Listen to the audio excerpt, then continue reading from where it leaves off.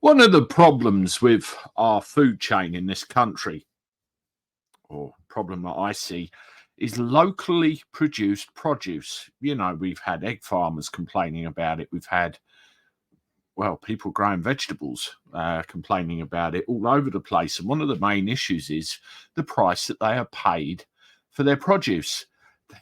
They just can't make a living off of it. So naturally, we have all sorts of problems. Now, if you think they should get a fairer deal and we should be producing more of our own stuff, subscribe to the channel, because I'm sure you're not alone in your thinking. Now, when I walk around somewhere like Tesco's or Sainsbury's or anything like that, you walk down the fruit and veg aisle and you see different names of different farms, and you think, oh, it gives you the impression that it's, well, locally produced produce by locally produced farms and, locally produced people.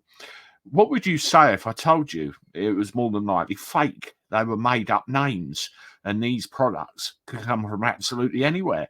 Now, I'll show you this news article that I was sent, and I genuinely didn't know this. So this caught me out. I think the Cabby should switch on a bit more. Pressure mounts to ban supermarkets' use of fake farm names.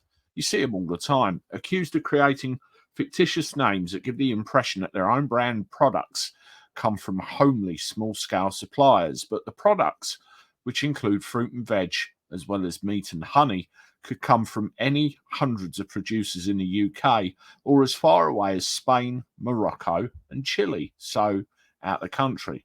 The tactic was highlighted by the farm industry leaders in evidence last week to MPs investigating supermarkets. Guy Singh Watson, founder of the veg box delivery company Riverford Organic, said every supermarket has them, but Tesco's is the worst.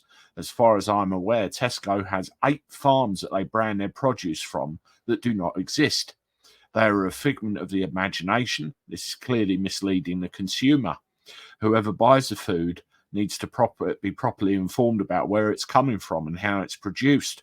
The British public do not want to know where their food they do want to know where their food comes from. They do care. My business is based on that, and they're willing to pay more when they know where it comes from. If they're being hoodwinked the whole time, they will go for whatever is cheapest, which drives the price down and down and down. And that creates that situation where I said at the beginning of the video that farmers just simply aren't paid a fair price. Now, there you go. Next time you see, I don't know, Home Farm, let's pick that out as an example. Where did it really come from? Did you know this? I didn't. And share it about. Let's make sure other people know as well. Anyway, I'm off. If you want to watch another one of my videos on the supermarkets, I've done a few of them. You can start with that one there. And I look forward to talking to you again soon. Toodaloo.